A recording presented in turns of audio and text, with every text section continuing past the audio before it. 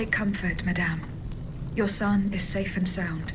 He has found a safe haven where he is not in danger, and will stay there until it's safe to come out. Praise be to God. Without you, I would have been overcome with worry. Here, for your trouble. A little something to help you continue your fight.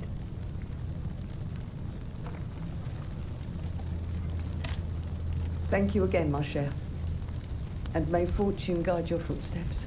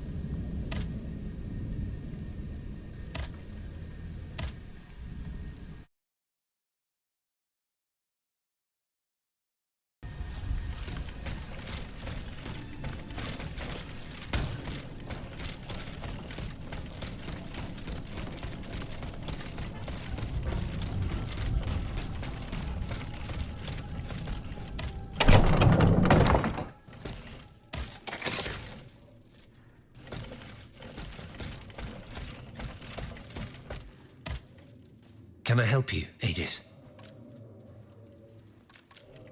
The plan worked as we had hoped. My spirit left my body, and I traveled to the in-between. This is extraordinary. It confirms all my theories. You were right about the rest, too. Nicholas Flamel's soul had never left the in-between. Mon Dieu, 4 centuries. What a fearsome fate. Were you able to speak with this unfortunate soul? Yes, mon père. He claimed that I had been in purgatory for a long time, but had never spoken until then. Please, go on. He said he had met other visitors. Based on his descriptions, he was speaking of Monseigneur de la Feur, Minister Necker, Monsieur Bailly and Monsieur Lavoisier. They all seemed unaware of his presence. All bound to the anchor stone. Those were his words. All those whom Cagliostro turned into his homicidal playthings. Yes, it is just as I thought. The subject has the impression of being the automat it is bound to, but his soul remains in the in-between world. Mon père, Monsieur Flamel begged me to free him from purgatory. He has suffered for too long. How can we help him? If he is to be believed, we would simply have to break his stone. Of course, the Philosopher's Stone. The anchor stone that keeps him in the in-between. But where could it be after all this time? Look at this, mon père. These are Philosopher's Stones made by Cagliostro's hand. Do they look familiar? Heavens, they do. Aegis. The ancient chalice of Saint-Jacques is adorned with a similar stone. It was entrusted to me by the parish priests, along with some other relics. I stored it in a reliquary chest in this very room. Here's the key. Go. Let us not waste a second more. Goodbye, mon père.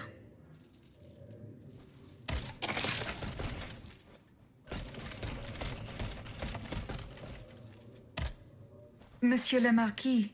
I'm listening, Aegis. Monsieur le Marquis, there is a most unfortunate rumor about you going round. Oh, just one, is that? You are accused of having delivered the troops who had gathered in the Place Dauphine over to the king. Calumny. This is nothing less than vile slander. Save your breath, General. The rumor is true. I can prove it. There's no point in trying to defend yourself. I know that you raised the National Guard for the sole purpose of taking command of it. There was nothing spontaneous about the uprising. Do you have any evidence to support your accusations? I do. I have the manifesto. Bon sang. Why resort to this manipulation? You must understand what I have done. I did for the good of the kingdom. I wanted to stop this massacre while protecting the Queen and the Dauphin. In the name of the people, Aegis. But an actual uprising of the people would have inevitably led to disaster. Only professional soldiers could organize and lead the resistance. Who were your accomplices? My brothers in arms, the brave men of the Régiment de Saintonge, veterans of the American War, men who at the Battle of Yorktown brought an empire to its knees.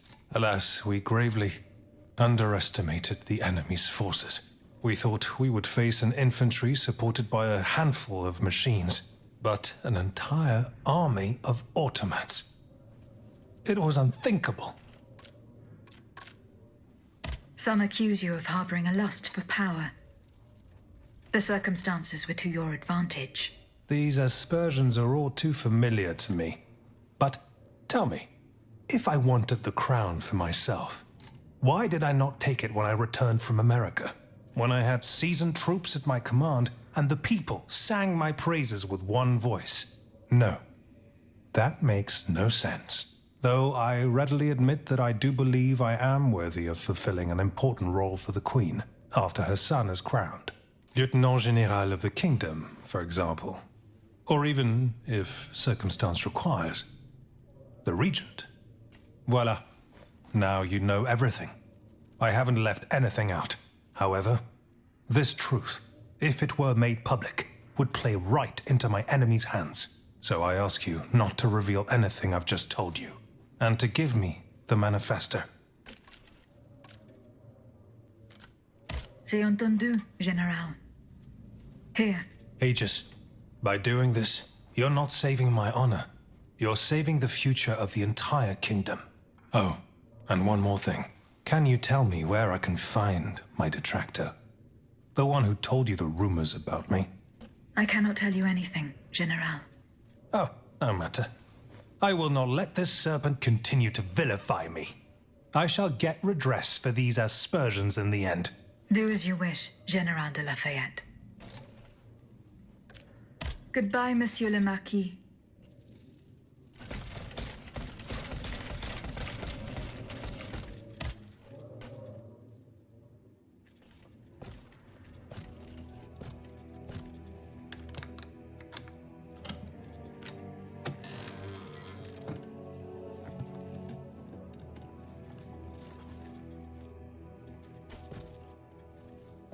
Here it is.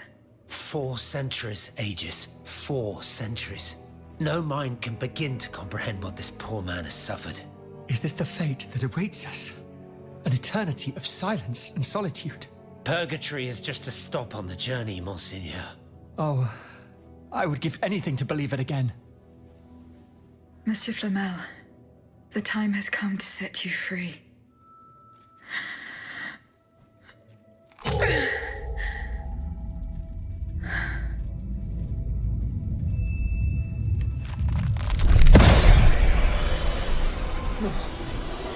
Seigneur! Dieu nous garde!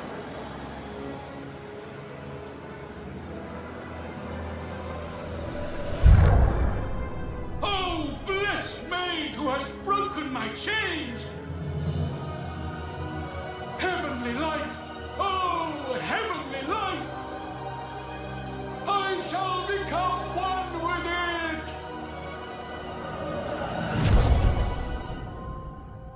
Cum haec dixis et videntibus illis elevatus est.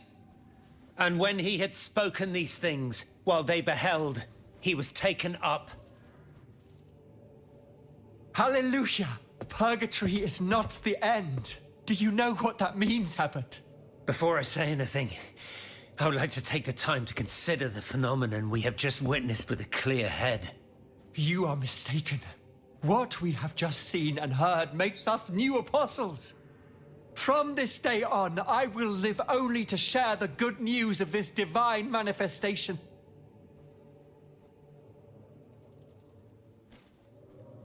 That is all well and good, Monseigneur.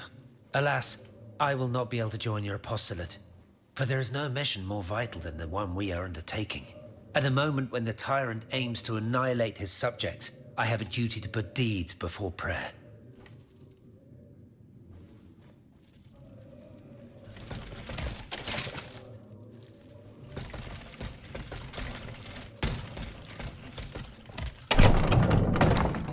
Monsieur Marat, Madame, I'm surprised to find you here.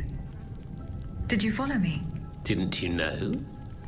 The Duke's allies are always impeccably informed. Some even say that we have eyes and ears everywhere. What do you want from me? To tell you the truth, I can't wait to hear what you've discovered about the matter at hand. And I was afraid you might leave me in the lurch.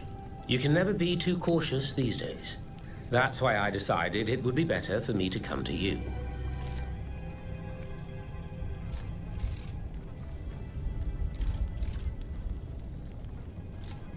I found no incriminating facts. Nothing to indicate that the Marquis was involved in a conspiracy. Come now, what do you mean? You sure you're not leaving anything out? Why do you assail this man so? Because I will not permit things to go from bad to worse. I will not allow the patriots who are now fighting our tyrant to suffer yet another oppressor. That's why, in the name of the French people, I ask you one last time, do you have any proof to give me? No. You must believe me. Eh bien, if that's true, then there's no hope for us. I must admit defeat. We will have either the King or Lafayette, one despot or another. In either case, my fate is sealed. I will soon join the Duke in exile, and I will abandon my beloved people to their doom. I have no other choice.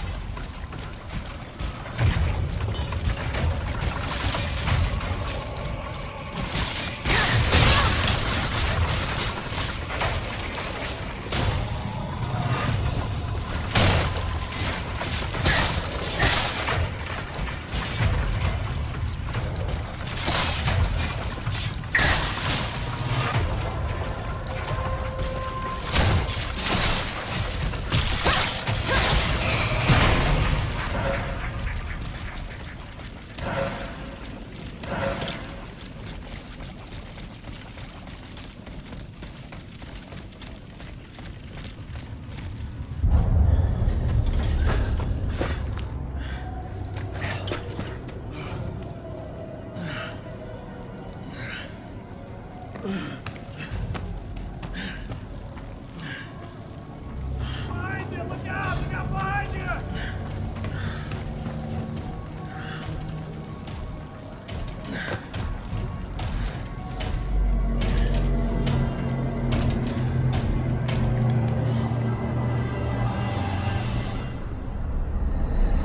Monsieur Laclos was the Duc d'Orléans' faithful retainer. He was to prepare the way for his takeover, and now he has become one of the king's most bloodthirsty automats. How ironic.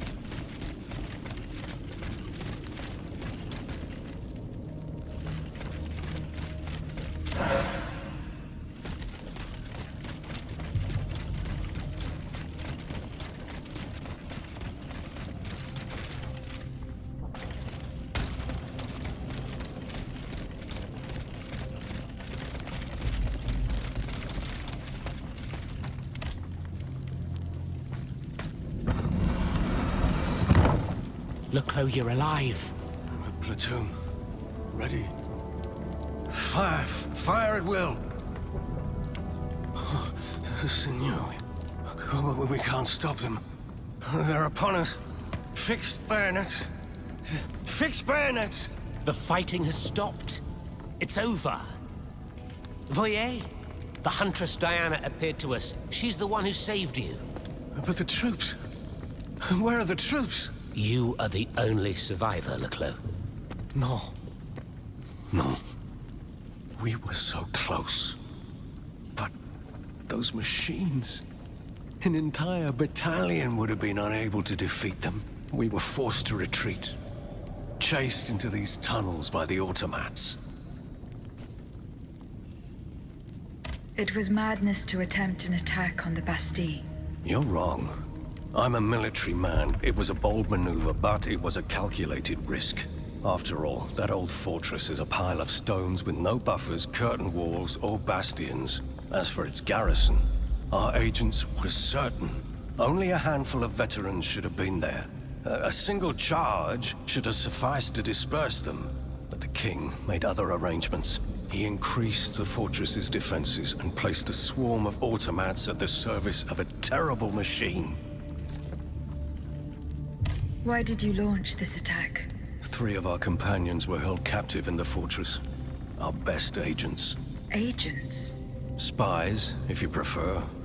We, the supporters of the Duc d'Orléans, have always worked in the shadows, within the Queen's entourage, in the tribunes of the Estates General, among the patriots in the clubs, amidst the rank and file in the army. We have had some success, you have to admit. What machinations have you discovered? Enough to make Monsieur Marat's ink flow and bring down our rivals. Necker's speculations, Lafayette's dishonorable behavior, Mirabeau's corruption, and many darker secrets. Such as Lafayette's plot to rescue the Dauphin and his sister Charlotte. How on earth do you know that? She seems as well informed as we are.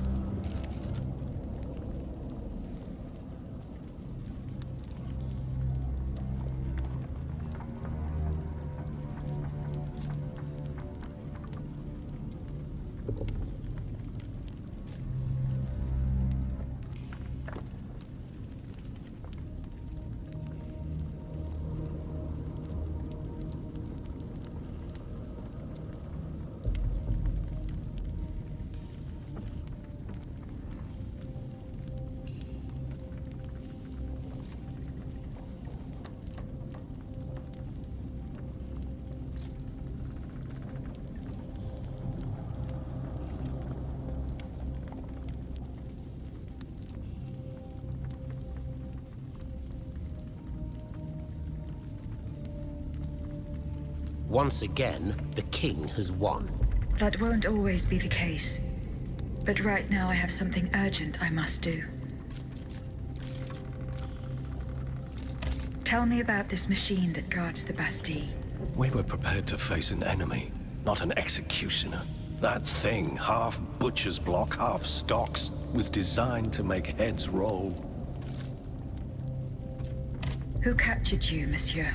There was some confusion in the fray, but Cagliostro was in charge.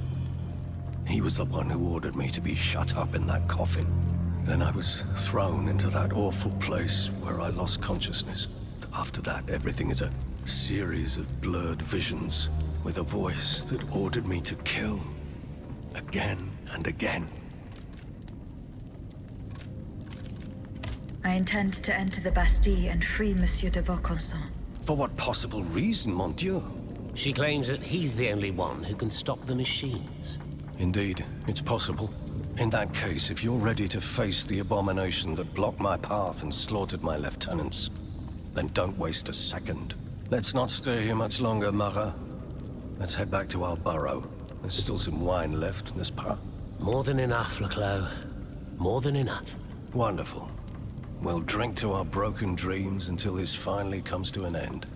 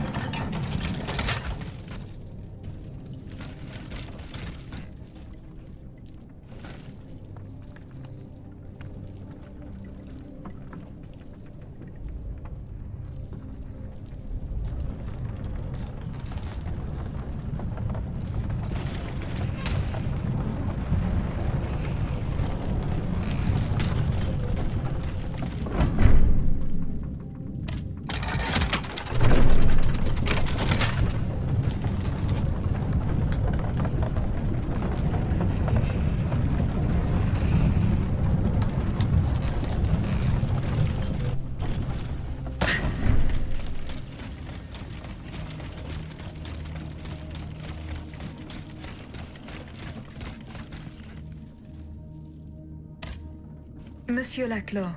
Can I help you, madame? The representatives of the people are asking for your help, monsieur. Who exactly are you talking about? The patriots and representatives of the Third Estate who escaped the massacre. I need names, madame. Monsieur de Robespierre, Monsieur Lavoisier, the Marquis de Lafayette. All these men have declared themselves enemies of the cause to which we have sworn allegiance to. Is there any cause more important than saving the nation? No, of course not. And what do these so-called defenders of the people want from me? They believe they have found a way to neutralize the royal automats for good. And to do it, they beg you to give them one of the explosive cannonballs you invented. Ma foi, if there is a way to stop these death machines, then I have a duty to assist them. But you must understand that I shall remain on my guard. When doing deals with the enemy, you must take precautions for when the game ends. If that's how you feel, then by all means take steps to ensure your safety. Let me think. Where are the representatives? At the Couvent des Cordeliers. Very well. Here's what we're going to do. I will go to the convent immediately and try to negotiate a truce. As for you, here is the key to a trunk in the next room. It contains a prototype of my cannonball, as well as the patents and pages that explain how to manufacture it. Bring all of this to me at the convent. However, do not give me anything unless I specifically request it. Is that clear? Perfectly clear, monsieur. I will follow your instructions.